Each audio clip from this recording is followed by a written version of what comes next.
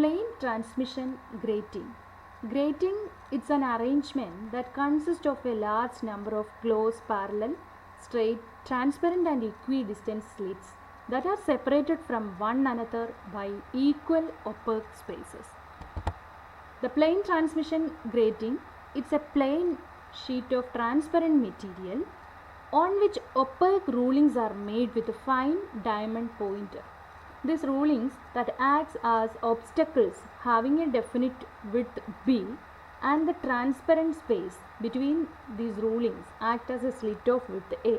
So, slit of width A and that opaque portion having width B. The combined width of ruling and slit, it's called the grating element. So, the grating element or the grating constant equal to A plus B, sum of slit width plus the width of the opaque portion or the width of the ruling. In a grating, it may contain 5000 to 6000 lines per centimeter. We can consider the grating as an extension of diffraction due to double slit. Consider such a grating MN. Here we can observe slits A, B, C, D, E, F, etc. So this MN represents the section of a plane transmission grating where A, B, C, D, E, F are the successive slits of equal width. All these slits are of equal width and this opaque portions B, C, D are of equal width small b. Then the grating element or grating constant, that is the sum of the slit width plus ruling width, that is A plus B. Consider a plane wavefront of monochromatic light of wavelength lambda b incident normally on the grating. Then according to Huygens principle, the points in the slit A, B, C, D, etc. that act as a source of secondary wavelets which spreads in all directions on the other side of the grating. So, consider a secondary diffracted wavelength which makes an angle theta with a normal to the grating. The path difference between the wavelets from one pair of corresponding points A and C. Here AB is the slit of width small a and BC is the opaque portion or the ruling. So, the wavelets from A and this point C. The path difference between these two waves, that is CG. CG equal to A plus B sin theta. Yes, CG sin theta is equal to CG by AB, AB equal to A plus B. So we get the path difference CG equal to A plus B sin theta. It will be seen that the path difference between waves from any pair of corresponding points is also A plus B sin theta because all the slits are of equal width A and the rulings or the separation are of equal width B. So, if we take any points, corresponding points, that path difference is A plus B sin theta. So, the point P1 on the screen will be of bright when this path difference A plus B sin theta is equal to m lambda, where m is an integer, m is equal to 0, 1, 2, 3, etc.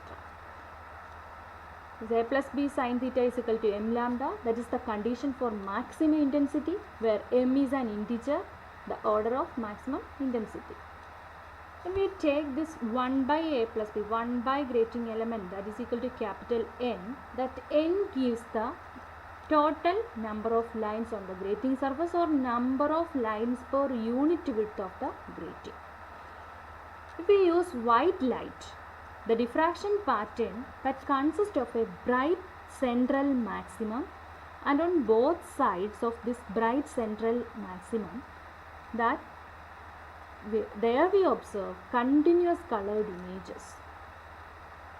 If we know the total number of lines on the grating surface, we can find out the wavelength of the light used.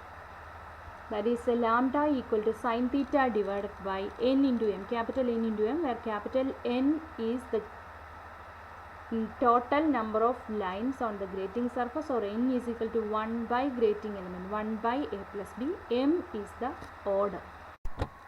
Resolving power of optical instruments. Resolving power, that's a quantity that characterizes the ability of the optical instrument to produce separate images of 2 points of an object that are close to each other. Or resolving power can be defined as the inverse of the distance or angular separation between two objects, which can be just resolved when viewed through the optical instrument. The figure shows this well resolved objects. Next one is Rayleigh's criterion for resolution. According to Rayleigh's criterion, 2 point sources or 2 spectral lines of equal intensity are said to be just resolved by an optical instrument when the central maximum of the diffraction pattern of one source that falls on the first minimum of the diffraction pattern on the other. That is, when the first diffraction minimum of the image of the source, first source, that coincides with the maximum of the second one. Here we have two sources, source 1 and source 2, and this is the diffraction pattern. In this diagram, you can see that the central bright maxima of the source 2 that coincides with the first minima of source 1, or in other words, the central bright maxima of source 1, the intensity variation of source 1, which is plotted with solid lines, and the central bright maxima of source 1 that coincides with the first minima of the second source. These solid lines, the red solid lines, intensity that plotted with the red solid line shows the intensity distribution of source 2. This is Rayleigh's criterion. Next one is resolving power of a grating. In this diagram is AB that represent the surface of a plane transmission grating having grating element A plus B and N, capital N, with a total number of slits. When a beam of light having two wavelengths, lambda and lambda plus d lambda, is normally incident on the grating, the point P1 in the nth primary maximum of the spectral line of wavelength lambda at an angle of diffraction theta, and P2 is the nth primary maximum of wavelength lambda plus d lambda with angle theta plus d theta.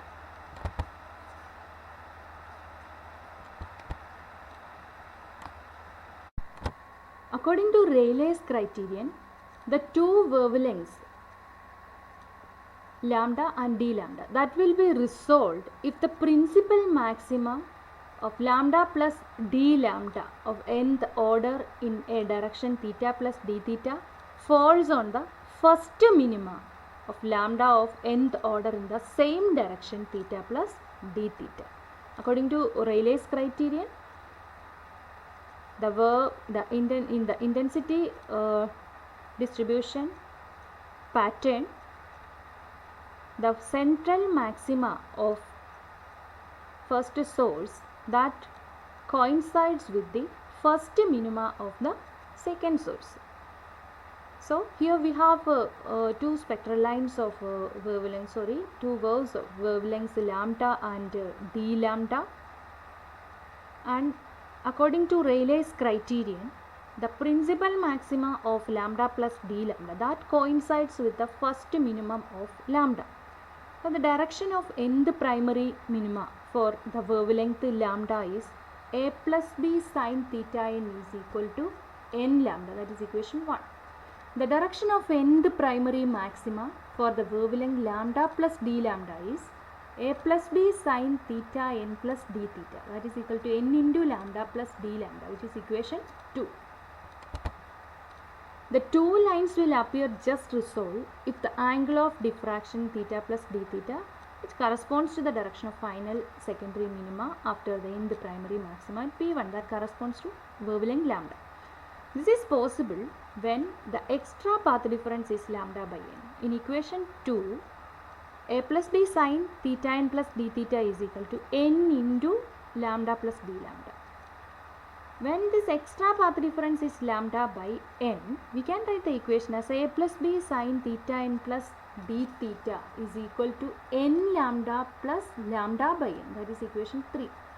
So equating this RHS of equation 2 and 3, we get n into lambda plus d lambda equal to n lambda plus lambda by n, that is n into d lambda is equal to lambda by n, or we can write lambda by d lambda is equal to n into n. Capital N is the total number of lines on the grating surface and small n is the order of the spectrum.